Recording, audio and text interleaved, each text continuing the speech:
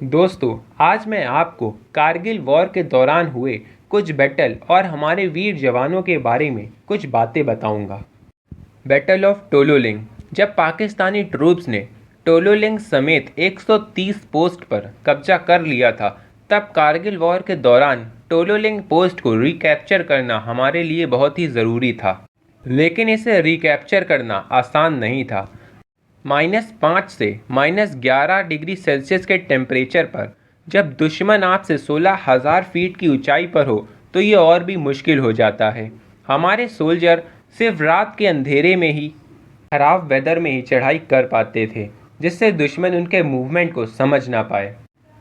Captain Ajit Singh थे जिन्होंने ये अटेम्प्ट किया, और उन्होंने बताया कि सोल्जर्स के पास दो ऑप्शन थे, या तो वो 2 किलो का खाने का पैकेट ले लें या 100 बुलेट।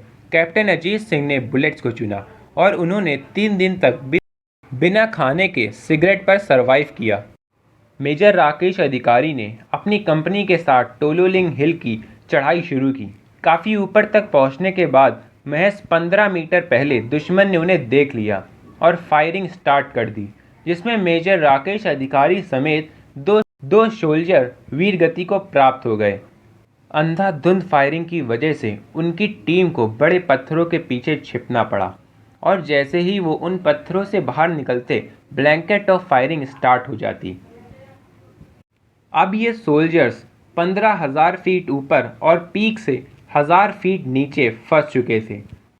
तब कर्नल रविंद्रनाथ ने 90 सोल्जर्स की कंपनी के साथ बीच में फंसे हुए सोल्जर्स की मदद करने की ठानी। कर्नल ने 3 टीमें बनाई: अर्जुन, भीम, अभिमन्यु।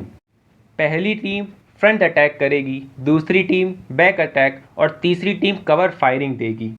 दुश्मन से 1,000 फीट दूर कर्नल रविंद्रनाथ ने अपने सोल्जर्स को फाइनल पेप टॉक दी, जिसमें उन्होंने कहा, I have give you what you want, now you have to give me what I want.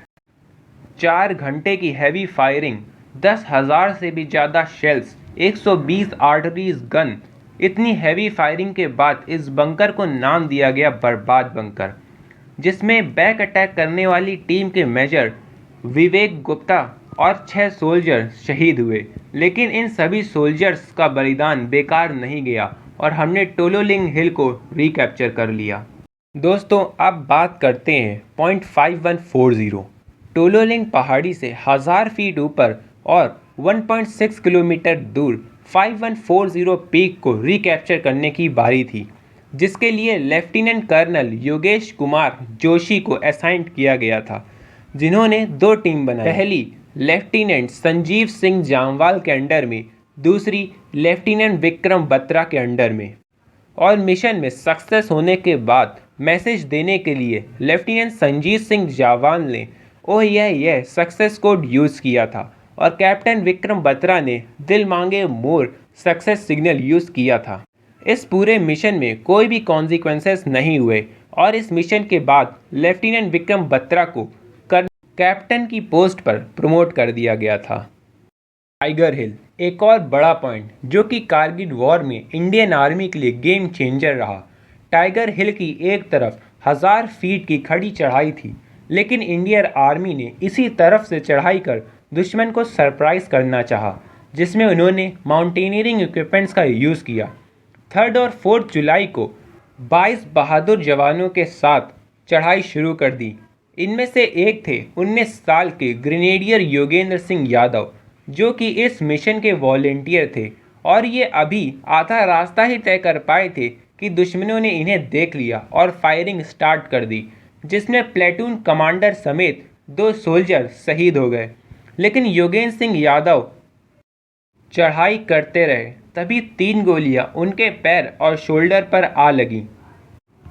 इसके बाद भी उन्होंने हार नहीं मानी और चढ़ाई पूरी कर ग्रेनेड से हमला कर 4 दुश्मनों को मार दिया और लेफ्टिनेंट की रैंक पर प्रमोट कर दिया गया।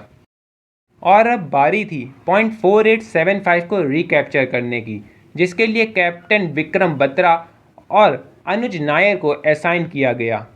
इन दोनों वीर जवानों ने बिना किसी परेशानी के पॉइंट 4875 को भी रिकैप्चर कर लिया। तभी कैप्टन विक्रम बत्रा को भागते हुए दुश्मन ने उन पर गोली चला दी, जो कि कैप्टन विक्रम बत्रा के चेस्ट पर आके लगी और उनकी ऑन द स्पॉट डेथ हो गई। दोस्तों, ये थे कुछ भारत माता के वीर जवान जिन्होंने भारत माता की रक्षा के लिए अपने प्राणों का बलिदान दिया। दोस्तों, आइए आज 15 अगस्त के दिन हम इन वीर जवानों को नमन करते हैं। फ्रेंड्स, अगर ये वीडियो आपको अच्छा लगा हो तो इसे शेयर और चैनल को सब्सक्राइब करना मत भूलिएगा। तो मिलते हैं अगले वीडियो में एंड थैंक्स फॉर वॉचिंग।